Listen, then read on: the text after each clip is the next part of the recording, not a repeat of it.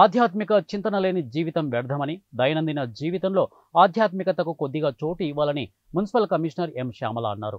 Bhimavaram DNR కళాశాల క్రీడా మైదానంలో జరుగుతున్న అతిరాత్ర మహాయాగంలో భాగంగా 6వ రోజు పంచమి చిత ఉపదానం, ఇక ప్రవర్ఘ్యోపసత్ సుబ్రహ్మణ్య ఆహ్వానం, దేవతా అర్చన, మూలమంత్ర జపములు, పారాయణం, ఈశ్వరునికి అభిషేకాలు, 126 మంది వేద పండితులతో వేదఘోష సాంప్రదాయబద్ధంగా వేద మంత్రాలతో నిర్వహించామని యజ్ఞకర్త జంధ్యాల శ్రీనివాస సుబ్రహ్మణ్య శర్మ తెలిపారు.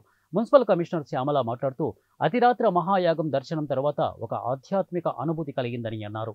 రెండో పట్టణ సిఐ జి శ్రీనివాస్, ఇక ప్రముఖ వైద్యులు చీడే సత్యనారాయణ, అల్లూరి సీతారామరాజు సాంస్కృతిక కేంద్రం అధ్యక్షులు గాదిరాజు సుబ్బరాజు, ఎస్ఆర్కేఆర్ కళాశాల principal doctor KV Muralikrishnamraju, DNR law కళాశాల ప్రిన్సిపల్ డాక్టర్ కె రాఘరం, ఇక యజ్ఞ పర్యవేక్షకులు చెరుకువాడ రంగసాయి, కంతేటి వెంకటరాజు, నరహరిశెట్టి కృష్ణ, నడింపల్లి బంగారరాజు, కొండ్రు శ్రీనివాస్ యాగ కార్యక్రమంలో పాల్గొన్నారు. అఖండ భారతావనిలో మనం అనేకమైనటువంటి హోమ యజ్ఞ యాగాది క్రతువులు నిర్వహిస్తూ ఉంటాం. బ్రహ్మ సృష్టి చేసి సకల జీవకోటికి కూడా ఆహారాన్ని అందించే నిమిత్తంగా దేవతలను నియమించాడు.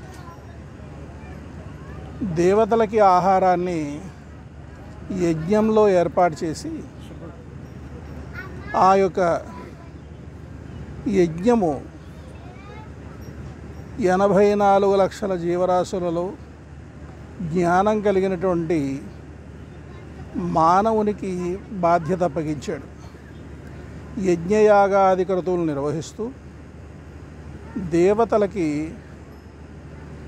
ఆహారాన్ని అందించవలసిందిగా ఆదేశించాడు. నేటి వరకు కూడా అనేకమైన